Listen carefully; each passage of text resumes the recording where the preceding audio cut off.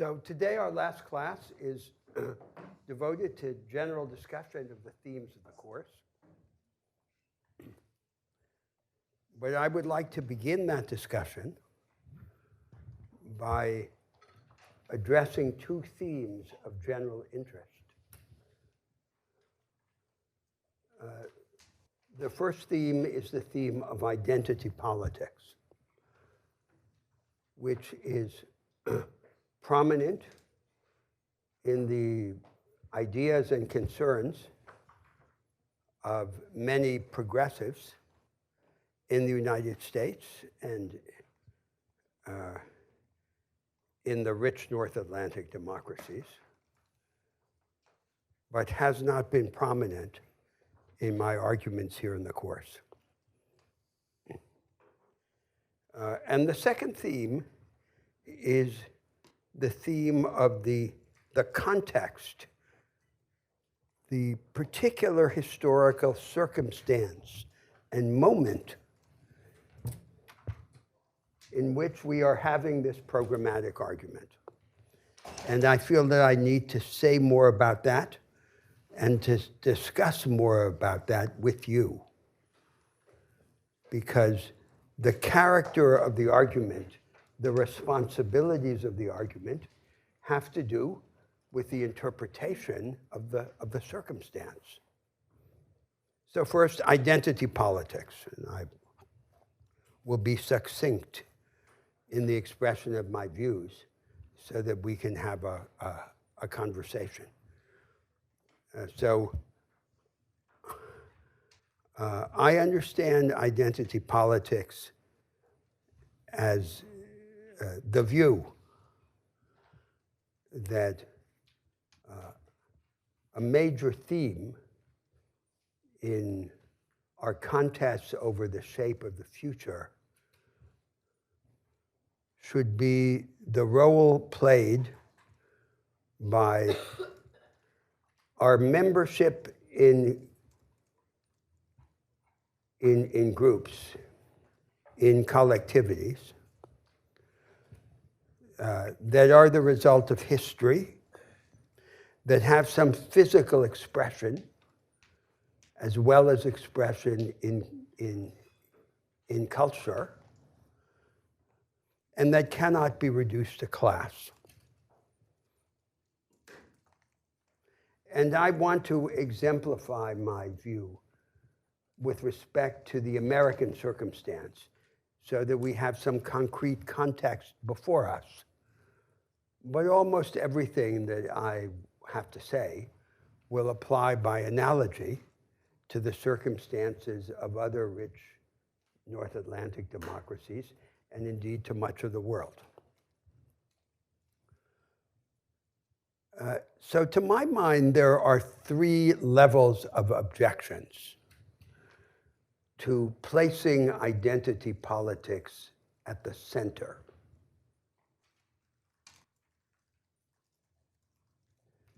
The first level of objections is philosophical. It has to do with the conception of who we are and who we can and should become.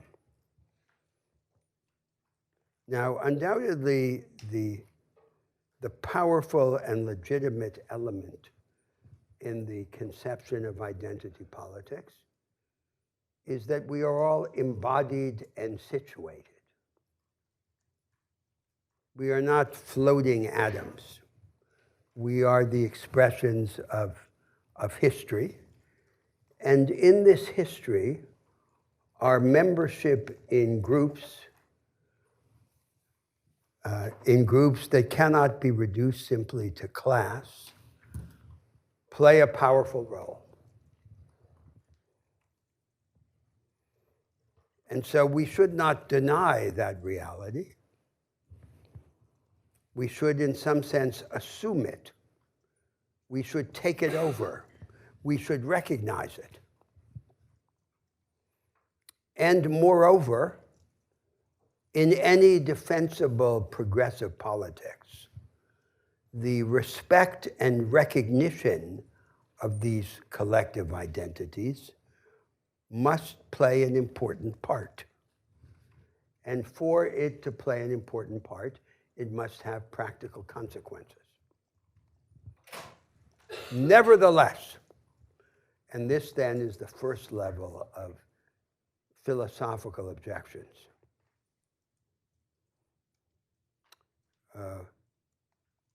We are not simply the expression of these collective identities into which we happen to have been born.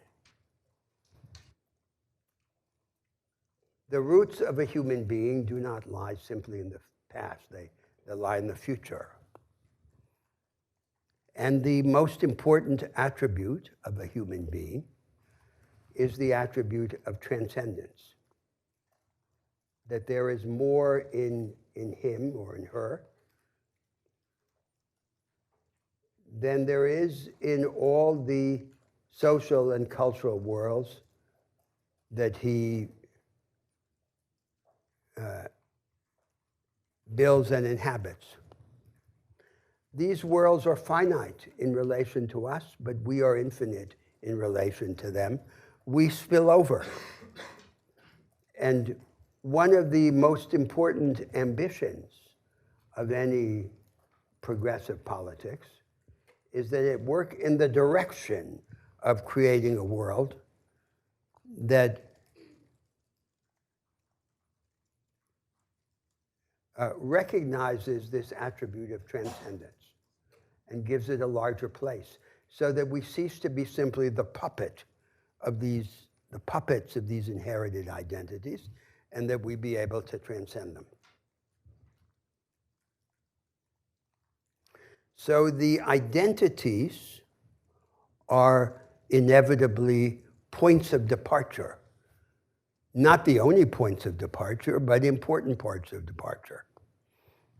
But they are not the point of arrival. And that's the vital thesis in this philosophical debate. So that thesis stands by contrast, for example, to the view which in the high culture is represented by the dominant tendency in modern anthropology, which views the collective cultures and the identities that they create as the main protagonists in world history. That view stands by opposition to the other view, underlying many of my arguments in the course, that, to use theological language, all of these identities, all of these worlds are dust in the face of God and must ultimately be ground up. We must go beyond them. That's what I mean by saying they are the points of departure, but not the points of arrival. And a view that treats us, each of us individually, as the expression of these identities formed by history and by culture, is a radical diminishment and denial of the true vocation of a human being, who becomes more human by becoming more godlike. So that is the philosophical thesis that is at stake in this debate about the centrality of identity politics. Now we come to a second level, which is the level of programmatic arguments in a historical context.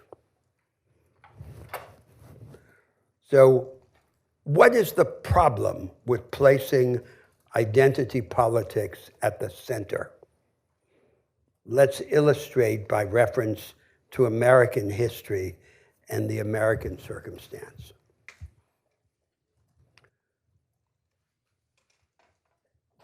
The problem has two sides. So one side is the fragmentation of the potential progressive majority around groups and group identities that are in conflict with one another, inhibiting the formation of a potential progressive majority, the constituency for an alternative program, setting them against each other because their eyes are turned backward to these identities formed by history or given physical expression. But the other problem is that in the practical expression of identity politics and of the policies that it motivates, what will characteristically happen if it is given a central role is that there will be a series of advantages given, rights, prerogatives, that will be captured by the virtual representatives or the elites of the respective identities. Now let me illustrate this by reference to an older debate that precedes the debate about identity politics in the United States, and that in some ways furnishes a template for our thinking about identity politics and about its advantages and dangers. And that has to do with the response to racial injustice and the relation between race and class.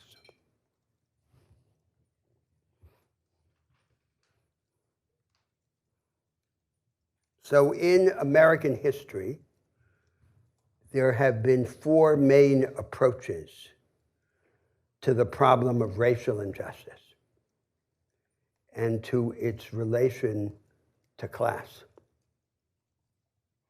The first approach has been what you could call the accommodationist approach. And in the United States in the 19th century, it was led by people like Booker T. Washington. And the idea is that in the aftermath of the Civil War, there should be no confrontation with the structure of the society and the place of the blacks in that structure. There should be a class compromise and accommodation. And what would be the best chance for the blacks, the American blacks, in the aftermath of the Civil War, was to develop a solid position in what you could call the entrepreneurial petty bourgeoisie, smallholders, tradespeople, small business generally. And they should then find a niche in that order that would be the mainstay of their position after slavery.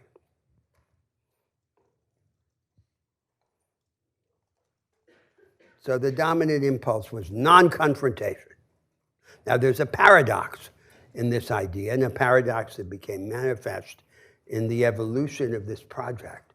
And the paradox is that this seemingly modest objective of securing a solid place as an entrepreneurial petty bourgeoisie, in fact, could not be achieved without a great deal of social and political mobilization. It would not be a gift of those who control the established structure. It would have to be won by struggle. But if there were really struggle, if there were a dynamic of collective mobilization and fighting, it seems implausible that those who engage in this dynamic would be satisfied with such a paltry result. So what on its face seems to be an expression of modesty and realism, in retrospect seems to represent a failure of political realism. Now then, the second position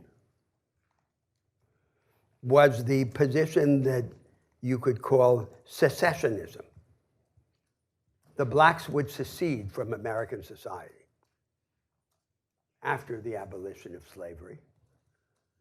And at the limit, they would literally leave the United States and go to Africa. And there were attempts in that direction, but those attempts generally failed. And so secessionism, in this sense, became, in a way, a feint, which was a preliminary to something else, which was internal exile in the country. Attempting to form their own churches, their own social milieus, their own worlds, often characterized by petty bourgeois norms of respectability and self-reliance. So, for example, in the agitation of someone like Farrakhan. And it's interesting that this second position, the secessionist position, in its practical outcome, is quite similar to what the first position of accommodation proposed as an outcome. Now then comes the third thesis. The third thesis is the Reconstructionist idea.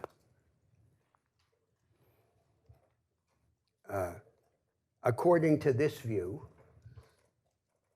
class and race should not be separated. And the struggle against racial injustice should be combined with an effort at economic reconstruction. But that thesis only had a brief moment in American history. In a few years after the Civil War, in the work of the Freedmen's Bureau, of establishing an alternative economic structure in the South. And it was then suppressed. It was suppressed by the central government and by the alignment and desires and interests of the then dominant American elites. And ever since, it has failed to be a major voice in the American conversation about racial injustice. Then comes the fourth thesis. The fourth thesis is the thesis that has won out. It is the integrationist thesis.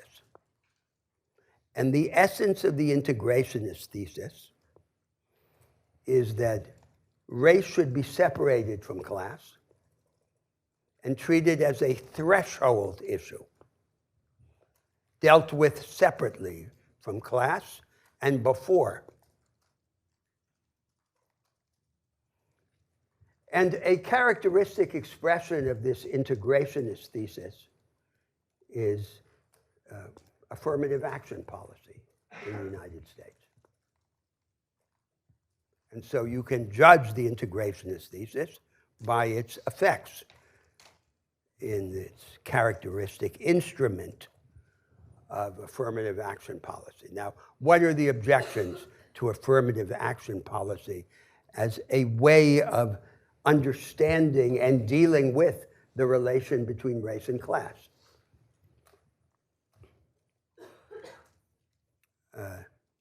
There are three objections. The first objection is that it separates the black elite from the rank and file, from the mass, and leaves the mass behind. So it has powerful political consequences.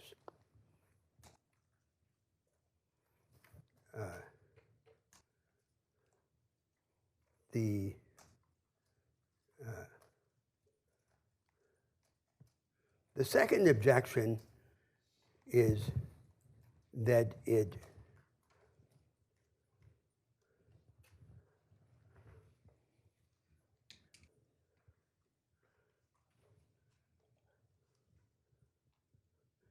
generates benefits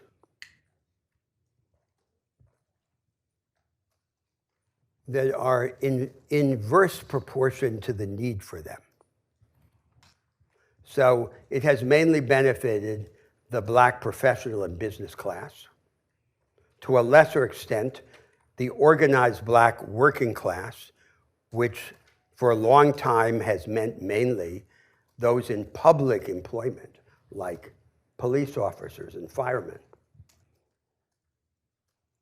But least of all, it has benefited those who would need most, who would be the black underclass, stuck in the secondary part of the labor market, and in a situation of radical economic insecurity and deprivation. So that has been its practical effect. Third, it has contributed to this fragmentation and inhibition of the potential working class majority, and it has given offense to the white working class majority of the United States, who, with some justification, feel themselves to be the victims of a conspiracy between the sanctimonious elites,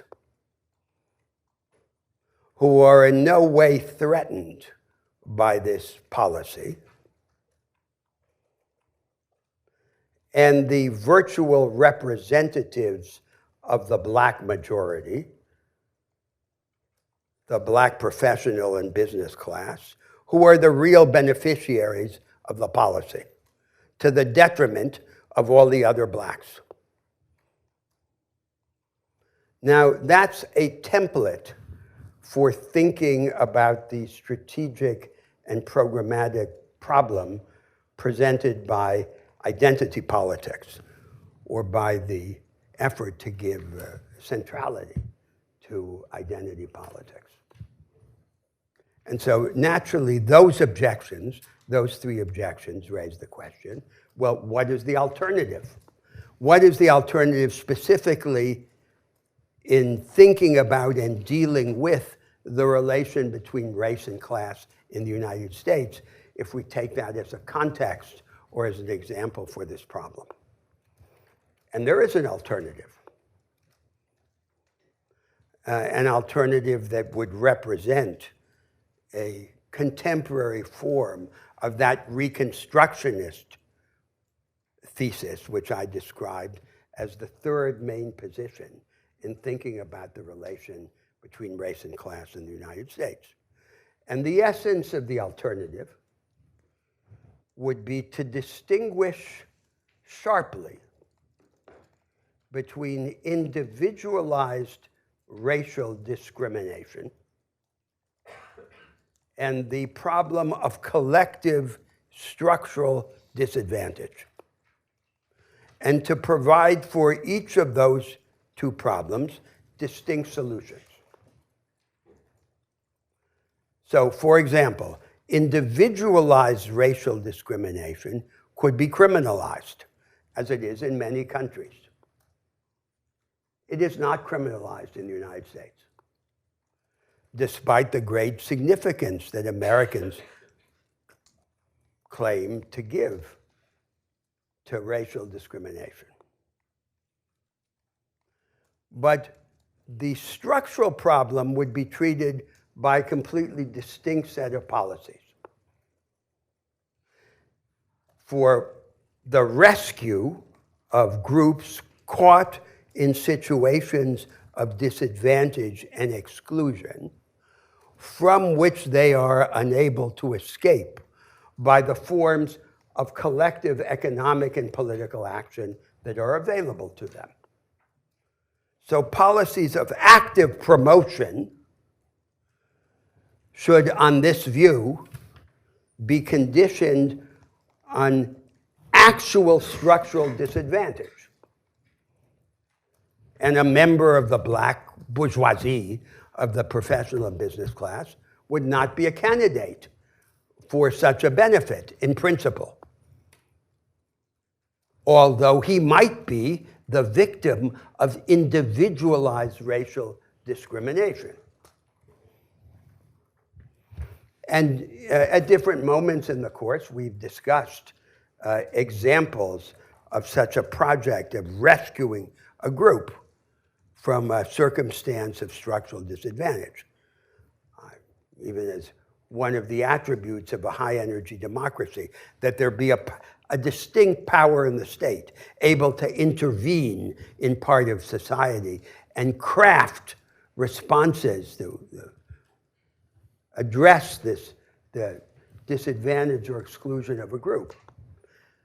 But if you think of it with respect to affirmative action policy or analogies to it, equivalents to it, the principle would be that you have to look for actual disadvantage, structural disadvantage, and typically structural disadvantage would be the result of the combination of different forms of disadvantage.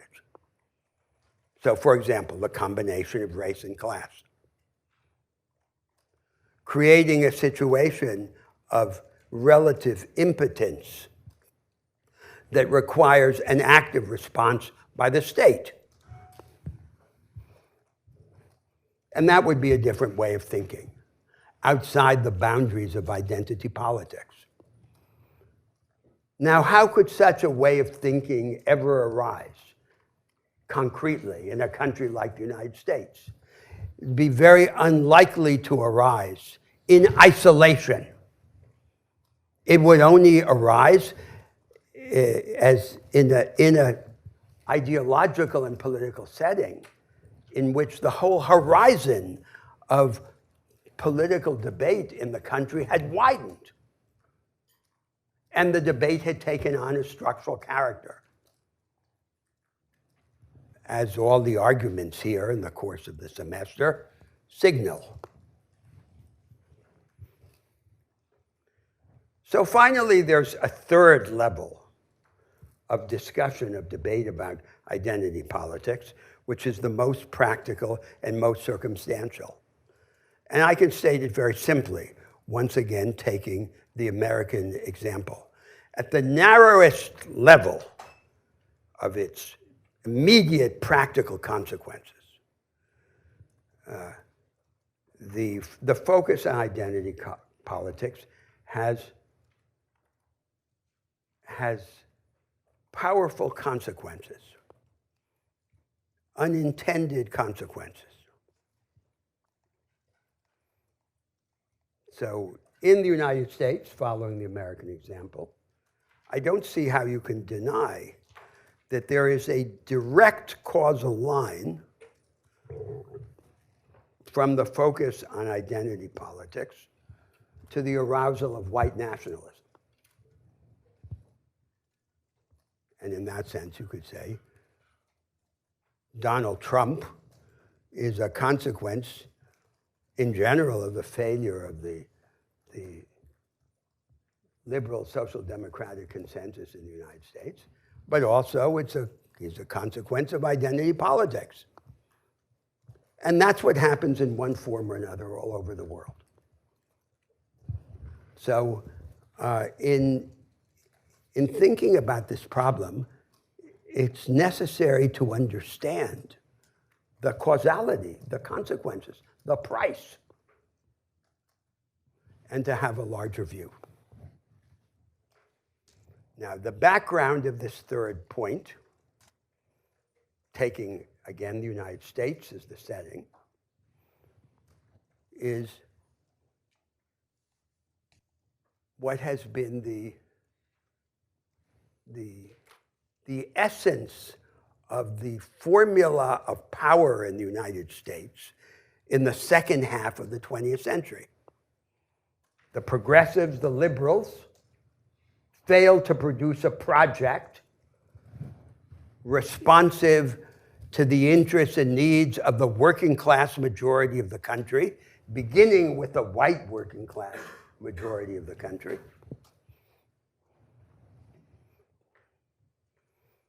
They oriented their political project to the recognition and defense of these identities, meaning in practice, to a large extent, the elites of the respective identities. And they offended the moral and religious sensibilities of the majority.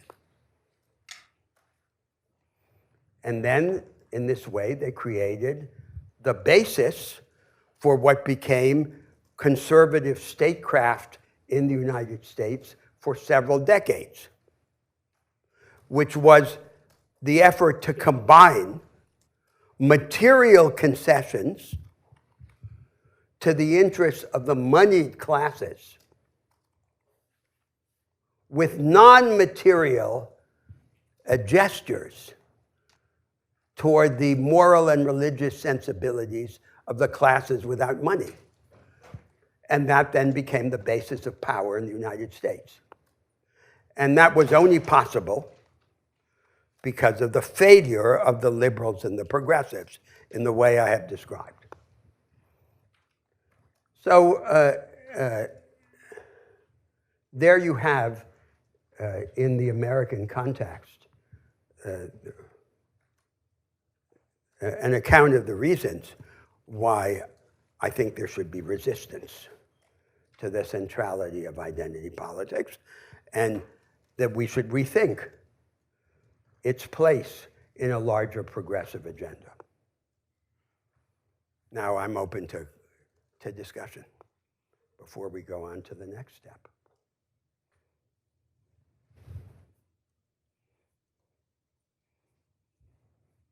Yes.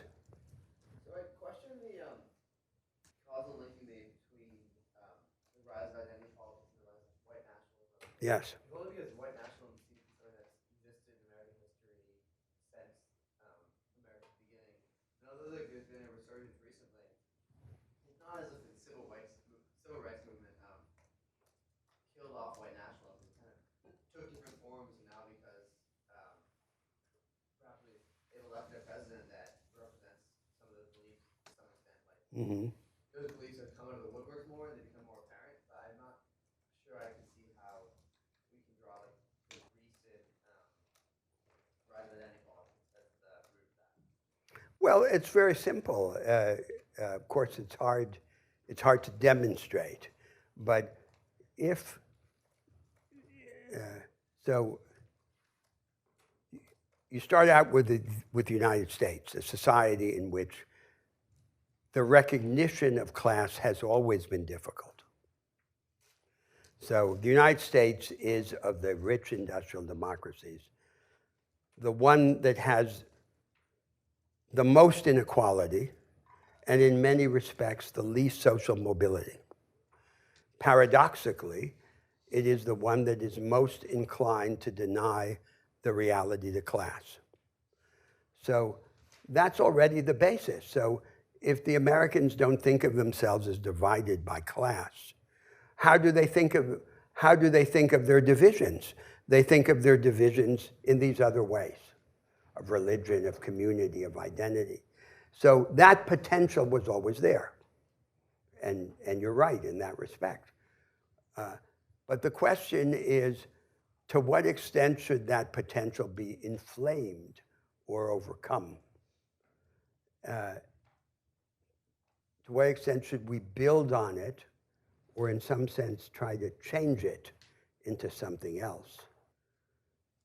From disseminating in the country a different way of thinking about the relation between race and class, or more generally, between identities and structure. And to the extent that the principle of ascriptive identities, inherited identities with cultural and physical expression, is aroused and placed at the center by one part of the political forces, it seems that will become much more likely that will have an echo. And that's not just in the United States. It's happened all around the world in different contexts.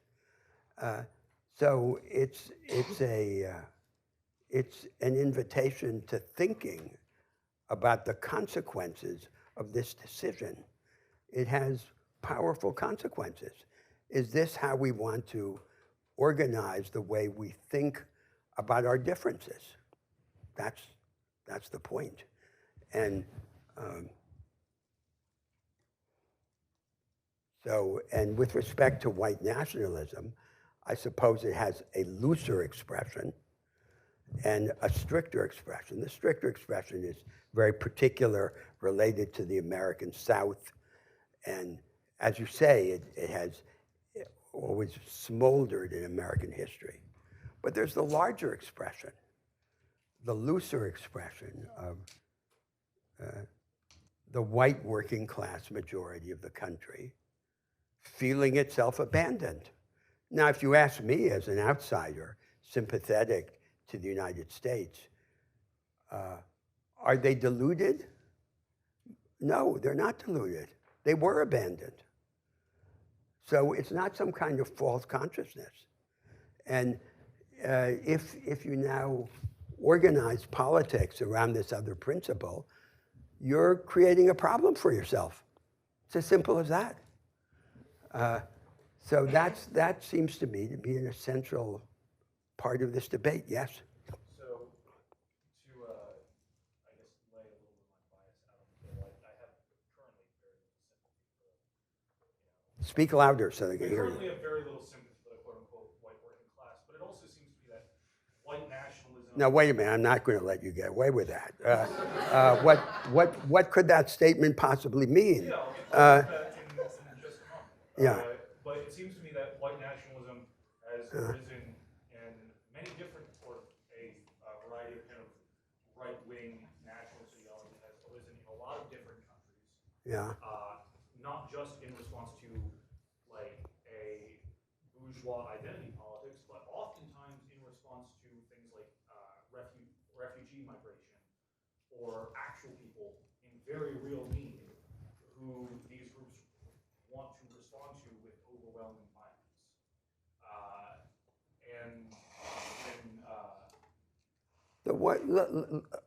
Listen, let's start with something elementary, which is your first statement. We've discussed this before.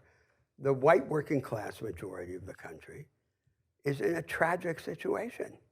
And more than half of the families in the United States would be unable to put together $400 in an emergency. And there's all this progressive and pietistic pretense in the country, and the majority of the country has been abandoned. I don't see how one can deny that, unless we face the facts about the American situation. Can't even begin a discussion of progressive alternatives. We're denying the elementary factual circumstance. So let's be really clear who we're talking about, because in America, when a lot of people talk about the white working class, they're distinctly referring to white people with above median incomes. Those are the largest people. They are not usually professional class people, but people with a highly median incomes, who are white, typically voted, not college educated, voted for Donald Trump. No, but why would, but, Poor people no, but, do not vote in America for a lot of structural yes. reasons. So I do have a lot more sympathy with that group of people, but I guess like. But wait a minute, we're talking about the majority of Americans. The majority, yeah, well, so what? I'm saying that the rise of like white nationalism and Donald Trump is not among like what you are identifying as a working class. They are more or less they are highly alienated from the political process. Yes, exactly, and Generally speaking. that's right. So you can extend the argument. So the problem is not just the ones who vote for right-wing populism. The problem is the ones who don't vote at all. But that's equally the problem. In total despair of any response from national politics. So how is this any less of a concern to the progressives? The complete alienation of the working class majority of the country. Well, I think what I'm trying to point to is that I think that these are two separate classes of people that are being inappropriately lumped together as the white working class and treated as if they were like unified in interests and in attitudes. Like I don't necessarily think that the very lower class of social attitudes are going to be. Well, so there are poor whites in Appalachia. There are workers stuck in some declining Rust Belt industry in the Midwest. Those vote, some of them voted for the right-wing populism. But they're on a continuum of this problem. They feel left out, and they are left out. So if the question is this an illusion of some kind, the answer is no. And unless the progressives have a project that would respond to the needs and interests of the majority, the ones who vote and the ones who don't vote, the progressive project has no future. So it's a very elementary circumstance. And the question is, how should we understand the relation of this theme of identity politics to that social reality? Yes. I think what I dispute is this counterfactual that as if you're claiming that progressives have embraced identity politics and it's sort of this clapback has been the response.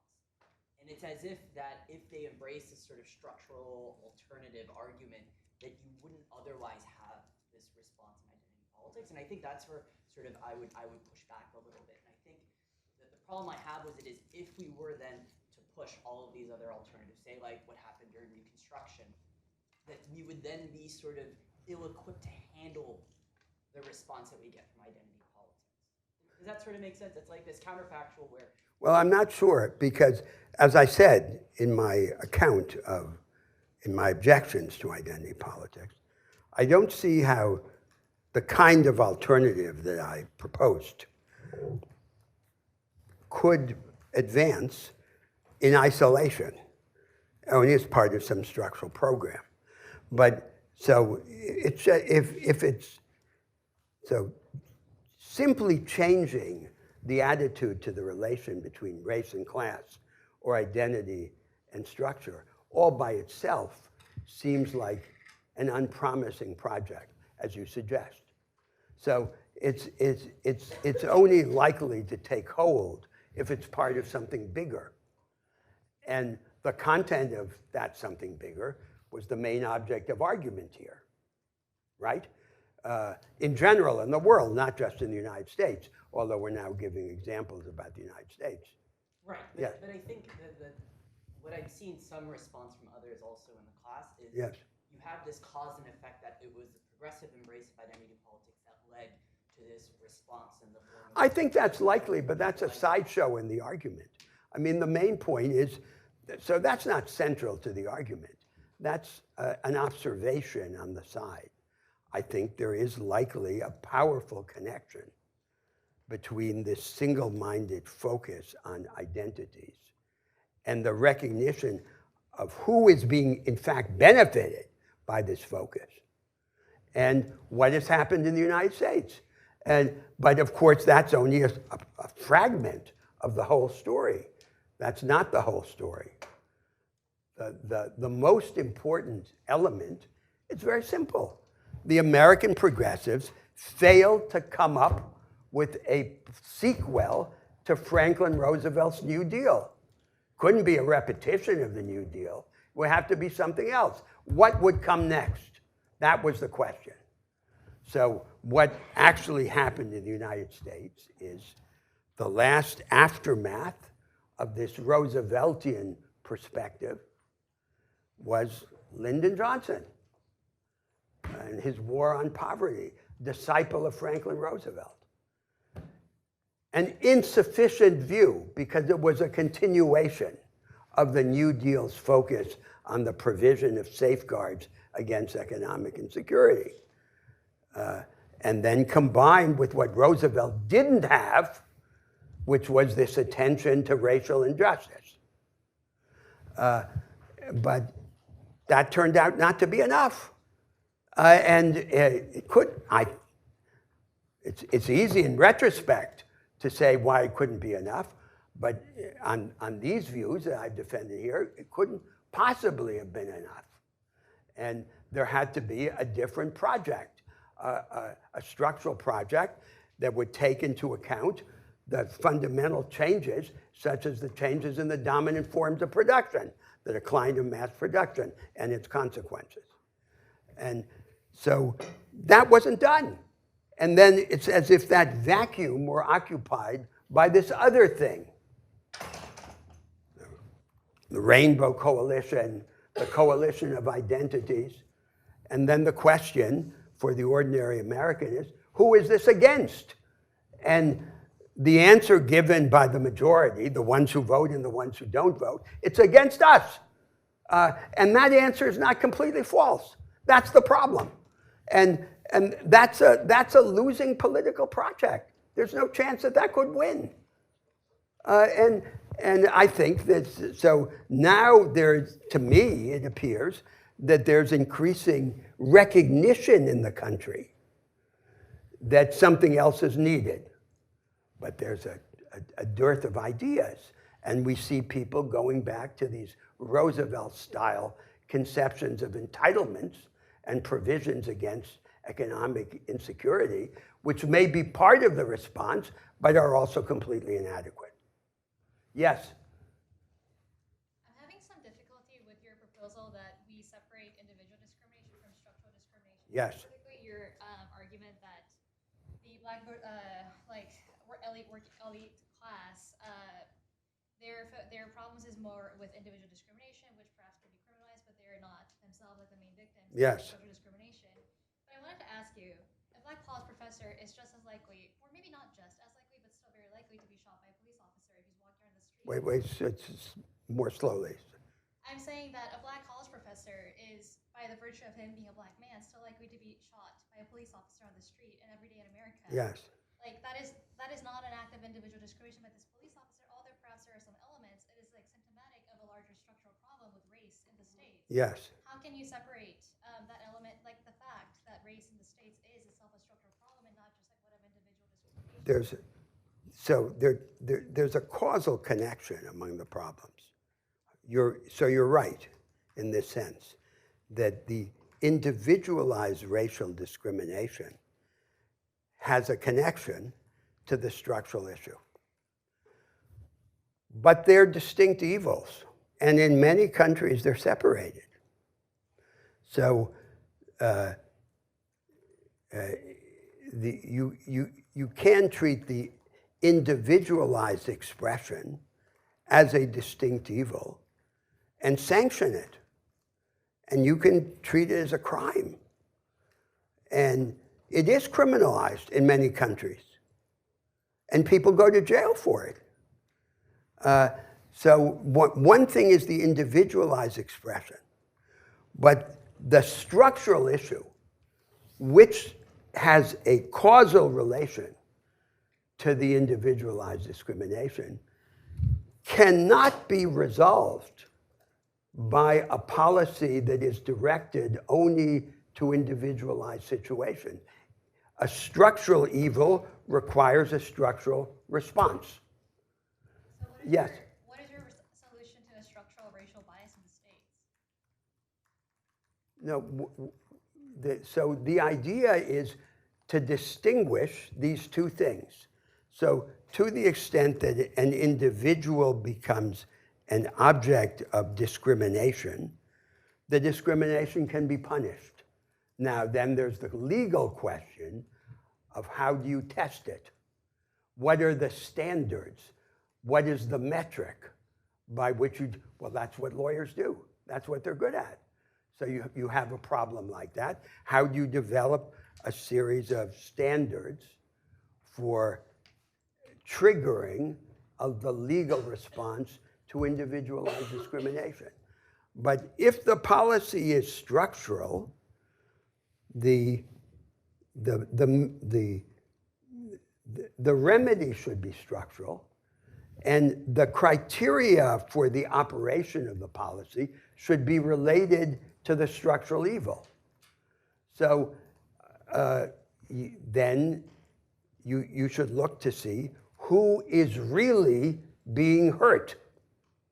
Now, if you go back to the example of race and class in the United States, the main victims are the black underclass.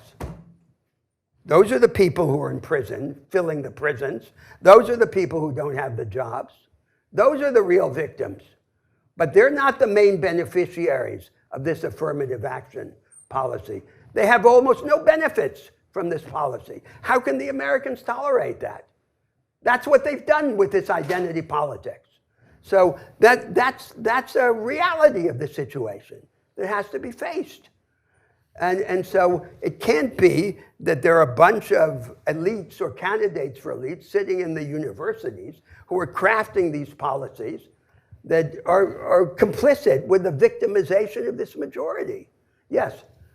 I get that you're focusing on affirmative action as one of the primary results of Because it is the characteristic instrument of this integrationist orthodoxy. Then I guess I would ask, what is your response to the work of critical race theorists who focus more on the overall systemic overhaul of liberal? Well, that's a theory, but we're talking about programmatic responses. So, for example, this idea that there has to be in the state a form of intervention that is both localized and structural. So if there is a group that is caught in a situation of exclusion and disadvantage from which it cannot escape, we have to develop a series of projects, of policies that go in the direction of that group to rescue it. And actually, the Americans in their judicial system developed this procedural instrument of the so-called complex enforcement or structural injunctions, which would be a point of departure for that. But it shouldn't be limited to the judges. In other words, there should be a power in the state that is designed, equipped, and financed to deal with an evil that is both structural and localized. And that's what I'm saying, that's what I'm suggesting, as the modern day equivalent to that Reconstructionist alternative left back in American history. But that's not the only possible response, that's an example. But so I think we can separate the question of, is this the best way of dealing with it, from the question of, do you recognize the diagnosis? Because you might be taking the position that there's nothing wrong with the integrationist orthodoxy. But I think there very clearly is something wrong with it. And the test is simple. It hasn't worked for the people who need it most. It just doesn't work. And I don't really see how that could be denied. Yes? Yeah, I mean, again, kind of, it makes sense with that argument to point towards affirmative action as the kind Yes. of programmatic characteristic Yes. of that. But what about something like ending cash bail and pretrial detention, which would have a structural impact and comes out of identity politics and would affect this underclass? That seems like that those sort of arguments don't hold. Now, wait a minute. How does it come out of identity politics? As a movement organized by, Black Lives Matter has been a big Yes. component of it. It comes out of the criminal justice reforms that Sure, for sure. it But comes out of Reconstruction era. so I think this issue of incarceration is very important in the United States. And an example of the victimization of the black underclass. To frame it in terms of identity politics or pure race, to me seems strange. The majority of the victims are blacks, but the moral, political, legal potency of this idea shouldn't depend on there being blacks. Can I Yes. ask a clarifying question then? Yes. So So the majority of people who are in the American prisons are there for these small-scale drug offenses, and the majority of them are blacks. Some of them aren't, right? Right, but there are Yeah. many working-class white people in prison for the same thing. So, Yes. So for you, the definition of identity politics precludes any interclass alliances. No, I think the point is not to have a war against the label, because the label is of course elastic. It doesn't have a rigid meaning, but it's a question of the emphasis. So the question is the emphasis on the ascriptive surface, or is the emphasis on the underlying structural reality? The underlying structural reality is likely to be the result of the combination of different forms of disadvantage. Because the more the different forms of disadvantage combine, the more likely it is that the individual is confronted with overwhelming odds. He could fight against one disadvantage, or he could fight against another, but it's much harder to fight against the combination of them. And then you have a political and legal theory that says these circumstances in which the different forms of disadvantage are conflated to produce, to throw the individual into a corner of society from which he cannot escape. Those are the ones that require a structural response. And to say that the structural response should be conditioned solely on the presence of the ascriptive disadvantage seems to me, first of all, factually false, arbitrary, but second, politically disadvantageous. Just weakens it. Why? Why weaken it in this way? Why not develop the view that presents the disadvantage for what it is, as the result of a multiplicity of circumstances? That's the idea. Yes. Yeah, you talked about how you had a philosophical issue with the idea of identity Yes. politics because it holds the group above the individual as the primary unit of. Because it denies our attribute of transcendence, and it says, in effect, that the roots of a human being lie solely or primarily in the past. Right. My question is, you talked about identity politics as kind of all the group identities that we have that cannot be reduced to class. Yes. But it seems to me that class itself is still an identity. Is it not the case that when we talk about class issues, like we do a lot in this class, we aren't also rooting people in the class, rooting them to their group identities, not looking to the future? Why are those problems? Because you might say that in the abstract, but it's an artifice, it's a convention. What in historical context has identity politics meant? You're right. Class is not just economics. Class is consciousness, a form of life, a form of sensibility.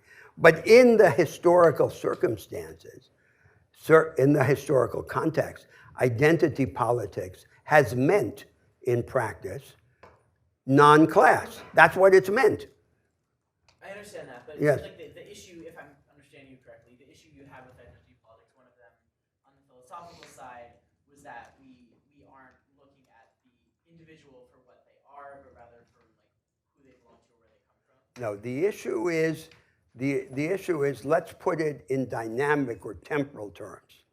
The issue is, I prefer to phrase it in the language of the points of departure versus the points of arrival. We start from this situated and embodied situation. And I agree with you. It's not just these ascriptive identities, which is what we mean in practice by identity politics. It's also our class situation. And even the division of temperaments in humanity, which is another form of division in the world, not ordinarily recognized in contemporary social science. But that's only the beginning. The question is what comes next?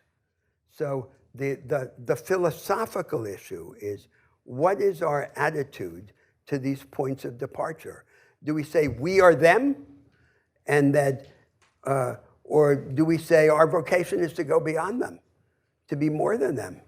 And that applies to everything, including to class. So that's that's the issue of the philosophical emphasis. Now, there are positions in Western culture which want to emphasize this. I gave earlier in the course the example in my country, the attitude to the Indian peoples in the Amazon. So the anthropologists want to say the main object is to preserve these cultures. The cultures are the real protagonists in world history. And we can't do anything that would shake them up. Now, that's not the orthodoxy in our civilization. We think the Indians should smash their culture because we should smash ours. And so that's the idea. It's a different view of humanity, and says we develop our vocation by going beyond these identities. They're not the ventriloquists. We're not the puppets, which is not the same thing as denying their formative reality. So, yes. do you see class as just another one of those identities, like tribal identity, racial identity, gender identity, or is it qualitatively different in a way that would, would it function as a point of arrival and not just a point of departure? So, in historical and social reality, it's, as you say, just one more principle of division. And every principle of division has two sides. It has a side of practical reality, and it has a side of consciousness. So, Karl Marx said in one of his writings, the English found a way to divide the working class in England between the Irish laborers and the English laborers. And that was useful to the preservation of the established order. So it was like a cross-cutting principle of, and it's an example of the problem. So it's true that the laboring class, the working class would have a form of life, a form of consciousness. But that wouldn't be the only way in which they're divided. They're divided in their other ways. And then when these ways crisscross each other, there's a kind of demobilization. So the question is, how should we manage this situation? What should our attitude be?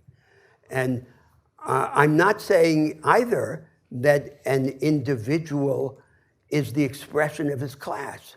So I have the same fundamental attitude.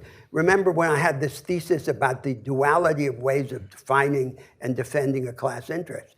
The more class conflict escalates, the more the question, what is my identity and what are my interests as a member of a certain class, becomes inseparable from the question, what are the alternatives? And who would I become under these alternatives? So it's the same basic attitude. Yes. You. Yes. I'm just wondering if in this discussion we're sort of mischaracterizing identity politics. The way I see it, I don't think, or I think it would be difficult to find any self-proclaimed identity politics practitioners who see the individual or see the ideal as the individual expressing their group or their inherited identity. I think what identity politics practitioners might argue is that the privilege of being able to transcend that inherited identity and that inherited group membership is a privilege of those who do not suffer or not victimized by the problems identified. That come from identity and that identity politics seeks to remedy. And I think I'm wondering if that is the case, and if practitioners do see that transcendence as a privilege of those who aren't victimized by structural problems or individual discrimination, then if they do in some ways, then if identity politics does in some way agree with your, or is a starting point to achieve transcendence across the board, and the ability to kind of live outside the context of your inherited group membership, and if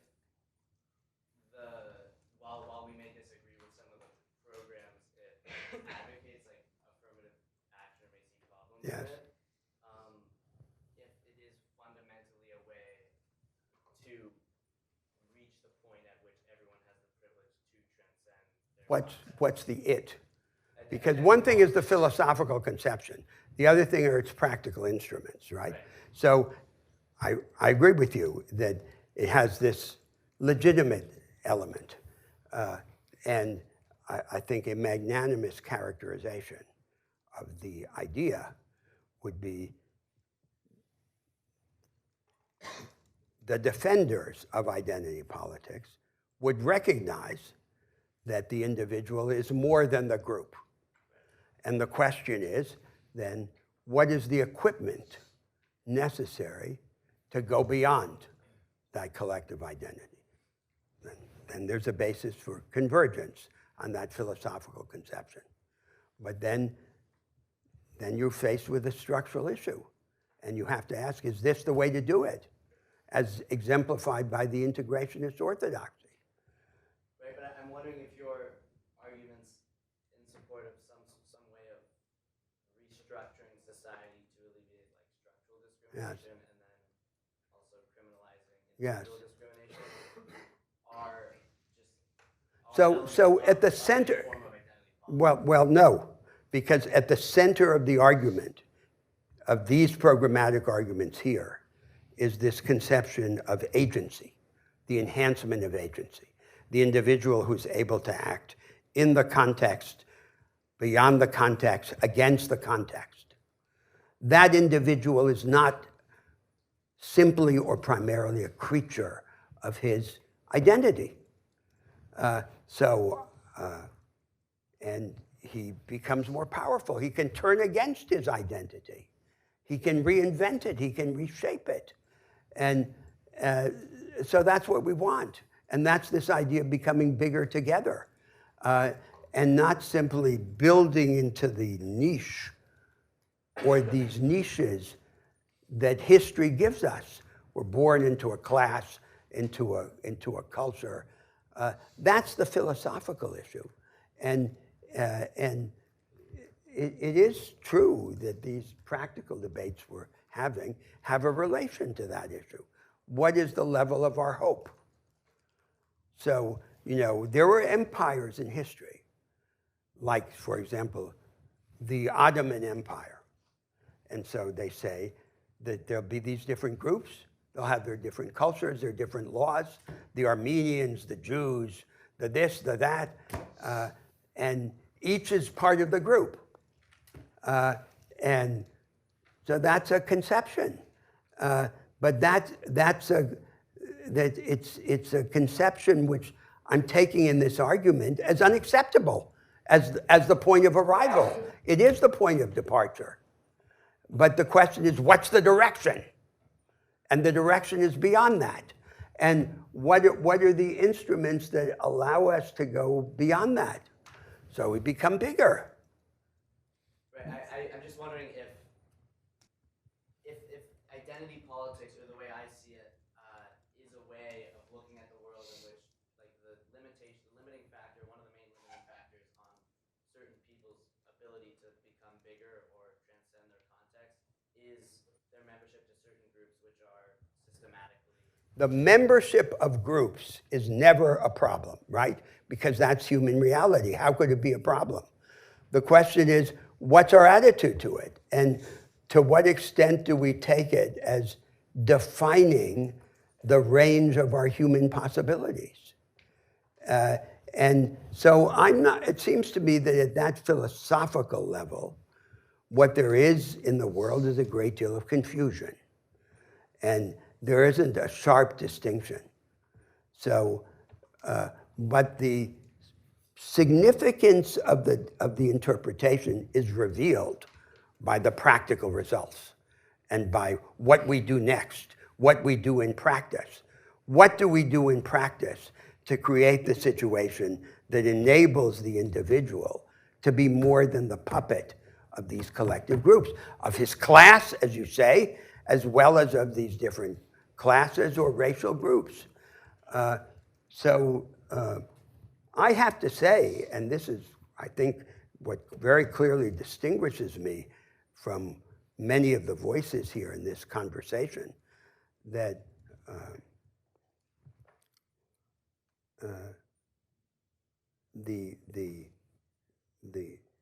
the impatience, the resistance to these identities as defining the fate of the individual seems to me to be inseparable from the revolutionary attitude that animates all of these projects.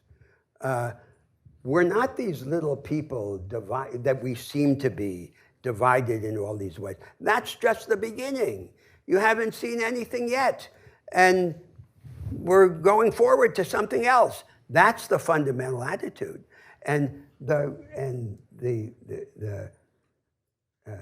then you look at the history of real societies like the United States, and you see what's really happened. And that has to be a wake-up call to say something is wrong with this way of thinking. Yes? I think, like, going off of his point, what I would say is that I think that the point, people who would identify as practicing identity politics would agree that the point of arrival should be a state of individual transcendence.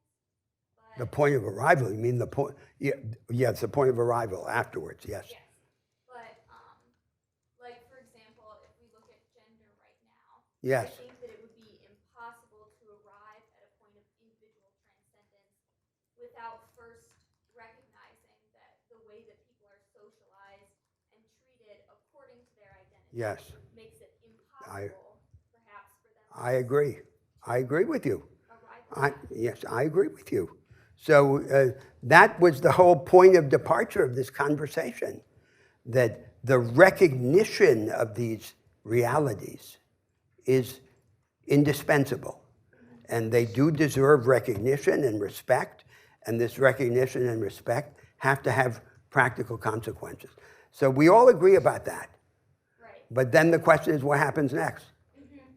So I would consider it a project of identity politics to recognize those identities and craft policies that are specifically addressed at helping people of those identities achieve individual transcendence. And I would consider that to be a project of identity politics in that it's specifically addressing Yes. those identities, like gender, for example. But it seems like you would not consider that to be a project of identity politics. And I wonder if maybe that's where, like, some of the Well, that's a kind of labeling exercise, right? So it seems to me, for someone who begins from a sympathy with identity politics, it'd be natural to think, how can the perspective of identity politics be transformed from within? And so I don't disagree. I really want to devote some part of the class at the end to this other discussion of the context. But yes. It just strikes me that your view of history is almost backwards. Like, I'm not trying to be like aggressive or like dismissive here, but there's a long history of like the poorer white people being substantially more aggressive in their like exclusion and in their oppression of African Americans Mm-hmm. than the wealthier white people who were also like benefiting a lot more from that oppressive hierarchy. Although the wealthy white people kind of allow and encourage this to happen so that they can continue to Yes. But what that strikes me as is that it makes it just incredibly implausible to suggest this rise of white nationalism is somehow a reaction to identity politics, when in fact this is just one of the recurring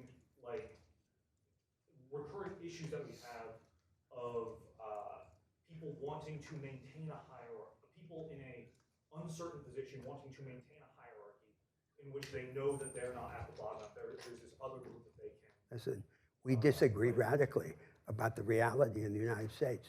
But let me turn to this other situation now, to this other theme, which I did not want to sacrifice. And that has to do with the historical context in which this programmatic argument takes place. And I want to present the context in two ways. Narrowly, the immediate moment, but also in a broader world historical frame.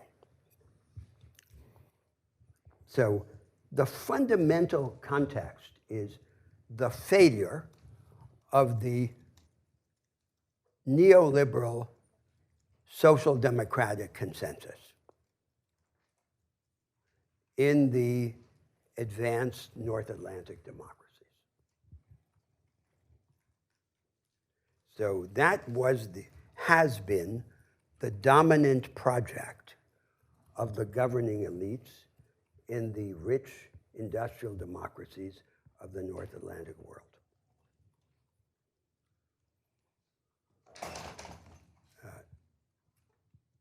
So remember the essential characteristic of the social democratic settlement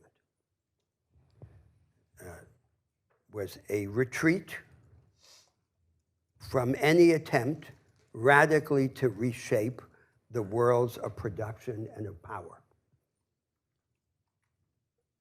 And in exchange for this retreat, the state was allowed to acquire the power to regulate the economy more intensively,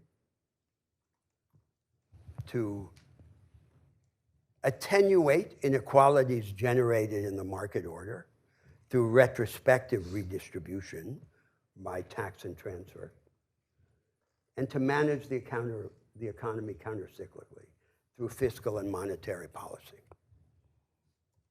And for 30 years after the Second World War, there was rapid economic growth in the North Atlantic world, and the establishment of what you could describe as a social compact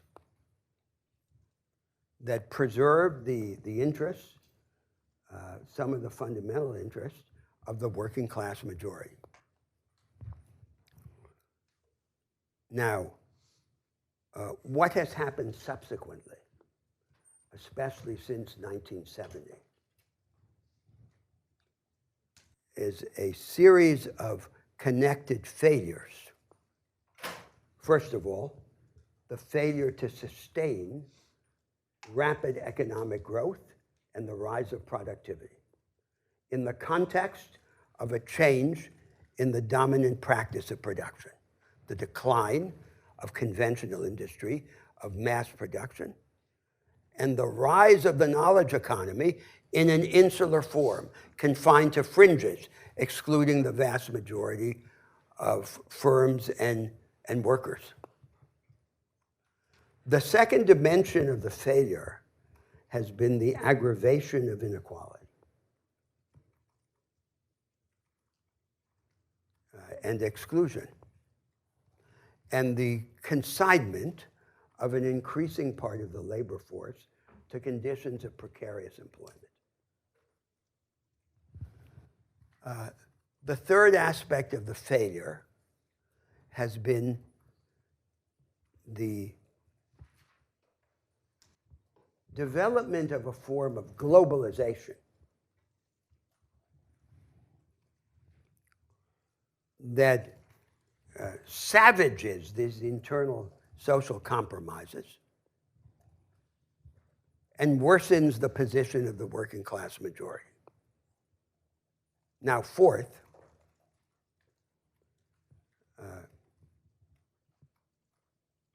in this updating of the social democratic neoliberal consensus, the project at the end of the 20th century and at the beginning of the 21st century became to render liberalism, classical liberalism, more social, and to make social democracy more liberal. The flexibilization of social democracy. And its characteristic manifestation was the effort to liberalize or flexibilize labor markets.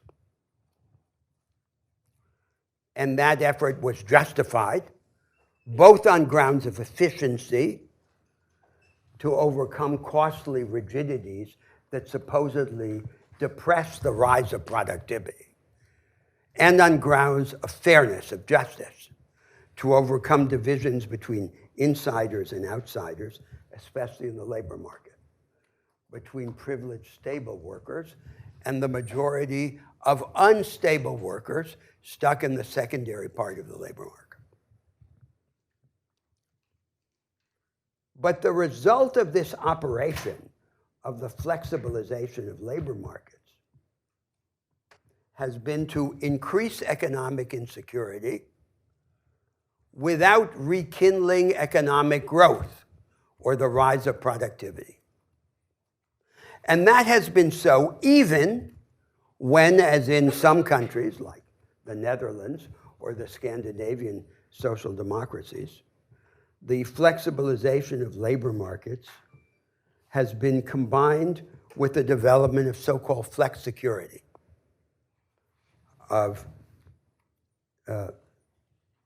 social and economic guarantees that are universally portable and not dependent on the possession of a particular job. So this dominant project of rendering liberalism social and making social democracy liberal, of combining the social protection of the Europeans with the economic flexibility of the Americans, has failed. It has failed both with respect to economic growth and with respect to the moderation of inequality and the advancement of inclusion. That's the problem. That's the context. The political result of this failure has been then the rise of right-wing populism.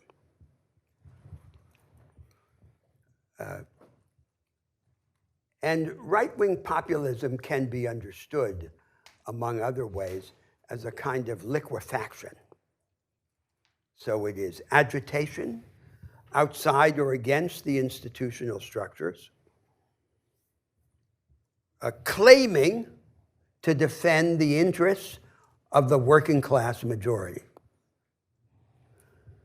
But it is fragile. It is fragile because it has no institutional model for the reorganization of the economy or of the state. And it doesn't even have a strategy of economic growth,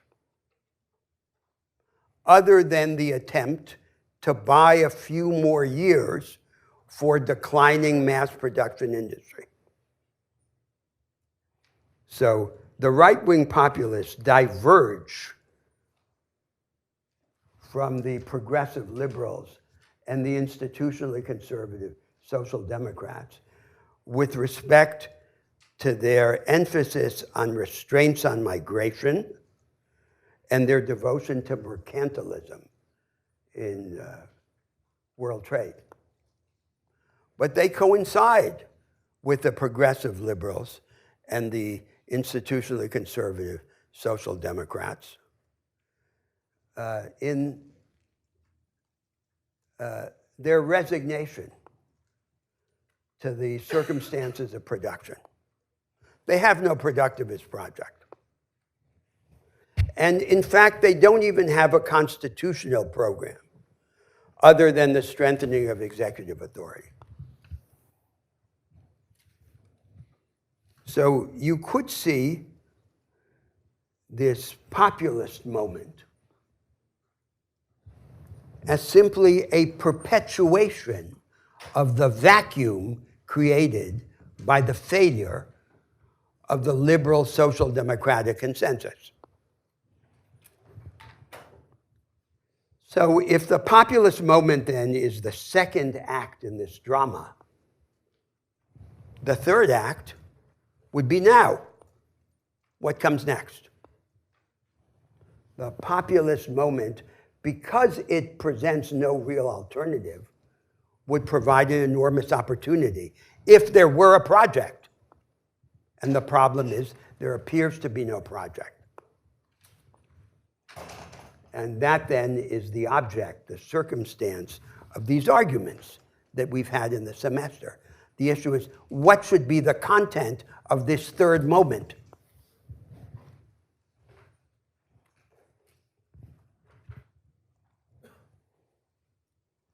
Now, if we look outside the rich North Atlantic world,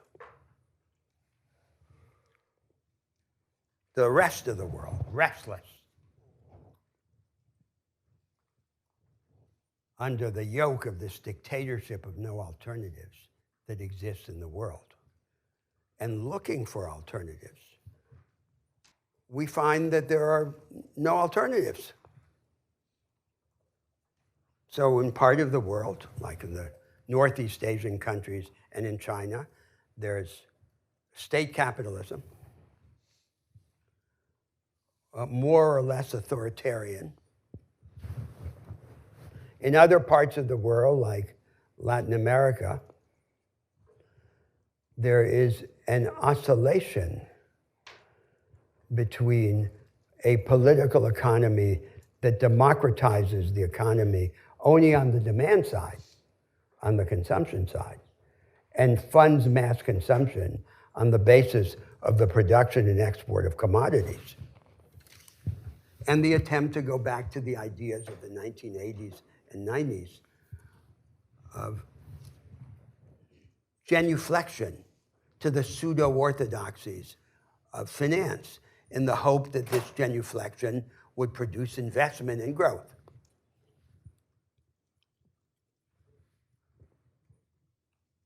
So this is the situation. This is the actual historical moment in which these programmatic arguments take place. And going back to the conversation we had in the earlier part of the class about identity politics, one way of defining the objection to the centrality of identity politics is it's not a response. It's not a direct response to this situation that I've just described and to the enormous constraints and opportunities that creates for humanity. Now, there are certain deep affinities between the situation inside the rich North Atlantic world and the situation outside in the rest of the world that should give us hope. So they are problems, but they are problems which are also opportunities. So the first connection is what I earlier described in the course as the dilemma, the new dilemma of economic development. The conventional shortcut to rapid economic growth, which was industrialization, in the form of industrial mass production, has stopped working. But the alternative to that shortcut, which would be a deepened and disseminated form of the knowledge economy, seems to be inaccessible. It doesn't even exist in the richest countries with the most educated populations. How could it exist in the rest of the world? That's the dilemma. And the only possible solution to that dilemma, both for the rich North Atlantic world and for the rest, is a way of deepening and disseminating the knowledge economy. That is, breaking the dilemma on the second side and turning the seemingly impossible task into a feasible one.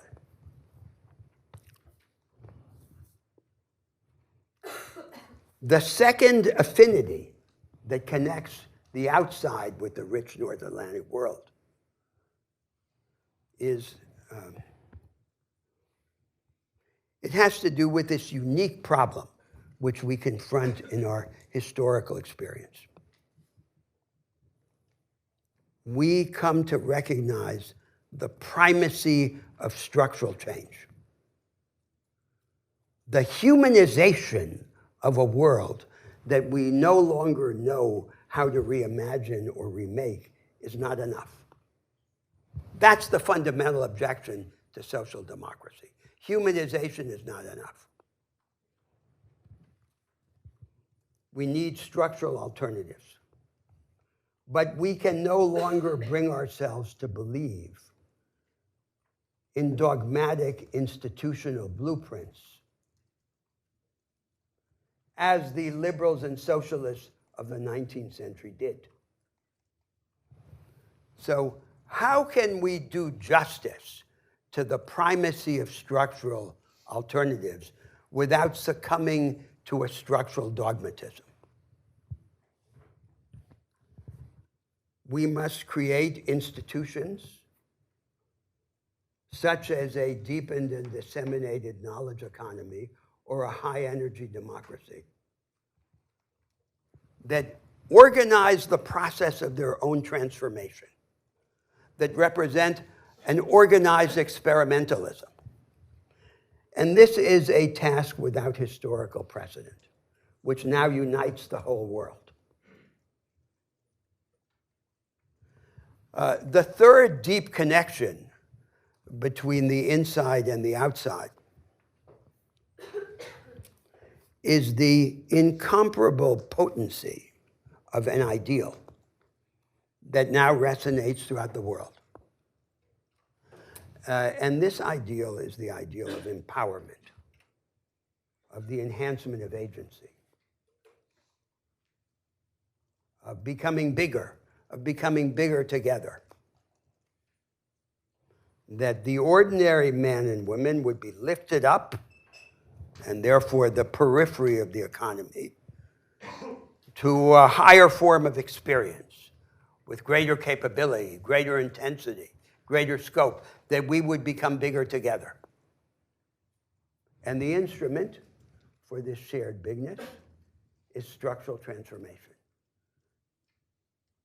Not in the totalistic form that 19th century social theory imagined, but in a form that is fragmentary, but can nevertheless become radical in its outcome. Now, that's a characterization of the historical circumstance as I have understood it in these arguments here. And it's a situation that should fill us with hope, with exhilaration. It's full of possibility. And we can't do justice to it by an attitude of resignation.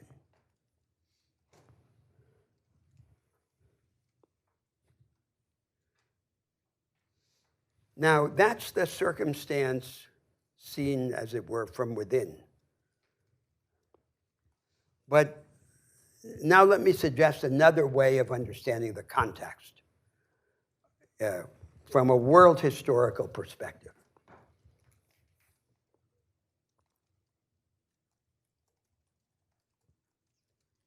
So, humanity for the last 200 or 300 years has been undergoing a revolutionary experience. The world has been set on fire.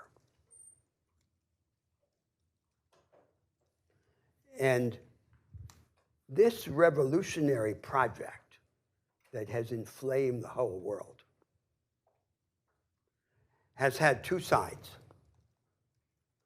the political side and the personalist side.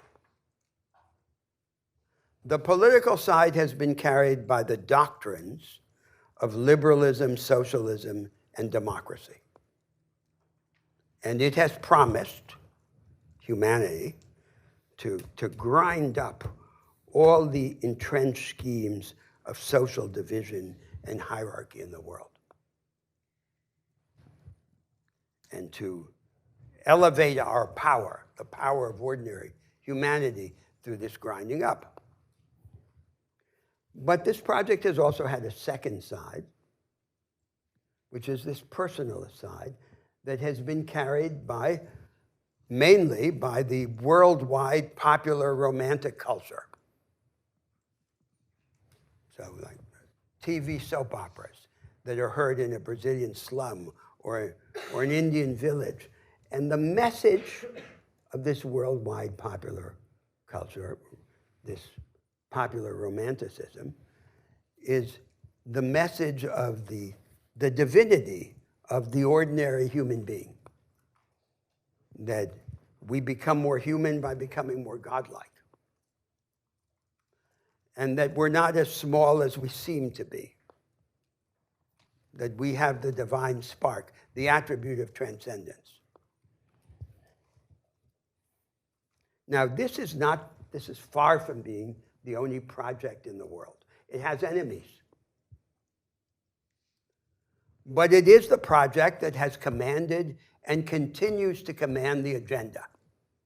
And all the other projects in the world respond to it.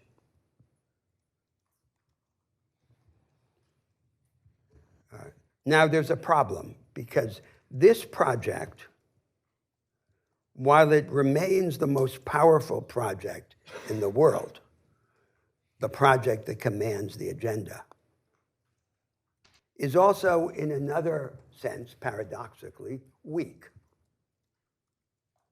in this moment in which we're having these arguments. It is weak because its votaries, its defenders, no longer know what its next step should be.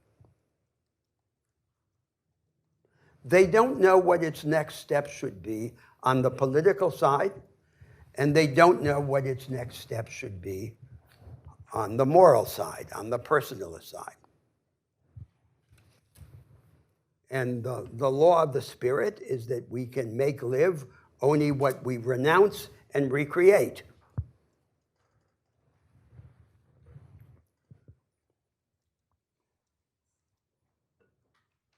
So this is the larger context.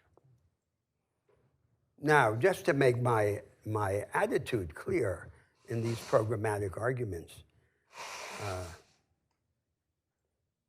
I see my own life as taking place in a moment in history that is a counter-revolutionary interlude in this long revolutionary period in the history of humanity.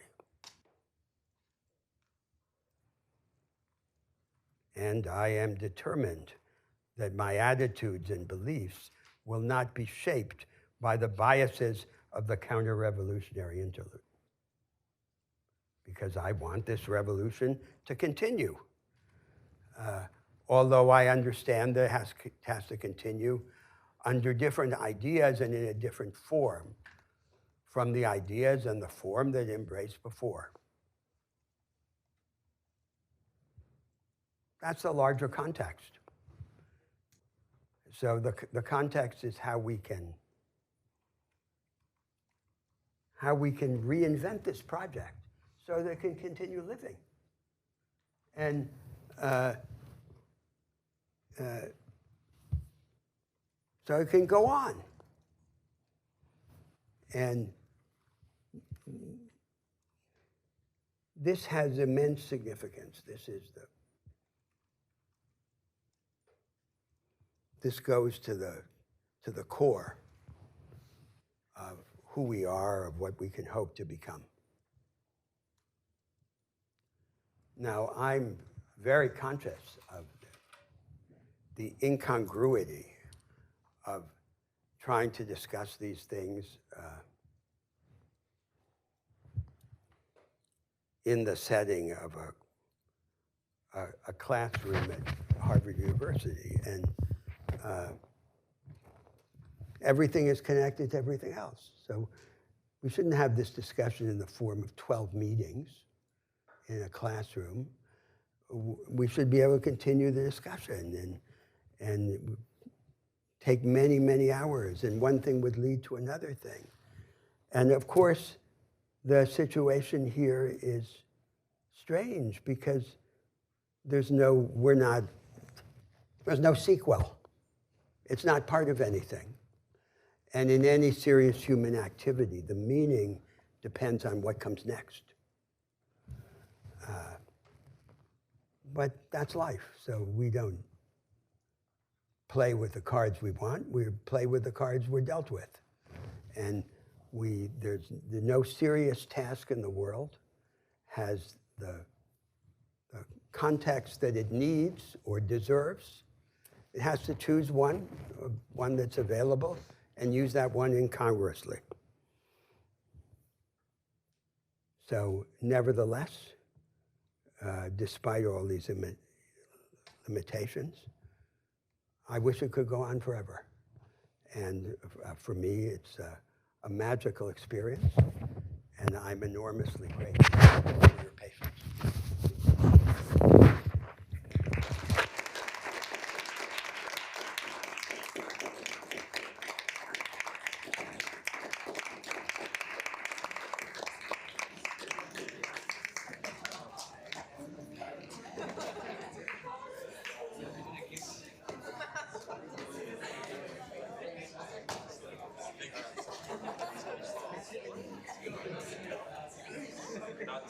They still do that it's from like. Yeah, wait, I realized no one has normal at the law school. There's so much cross-reference. Because people would do the evaluation now, but he didn't say that obviously.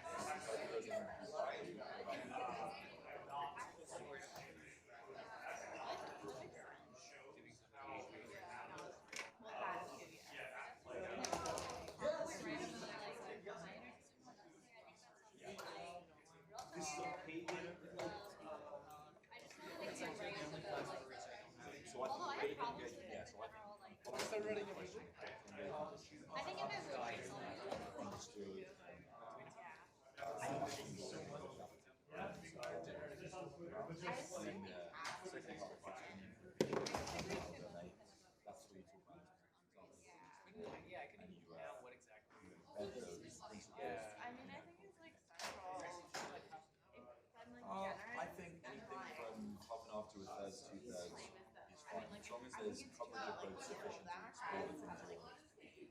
Don't stick rigidly to half.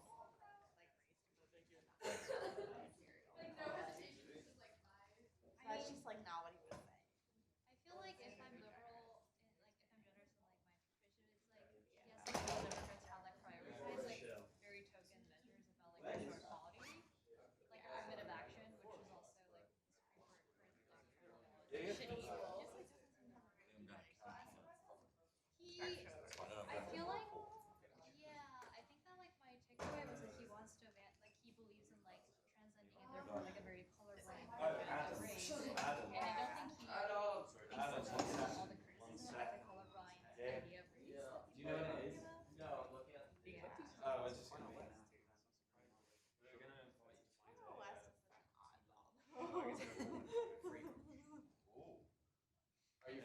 might actually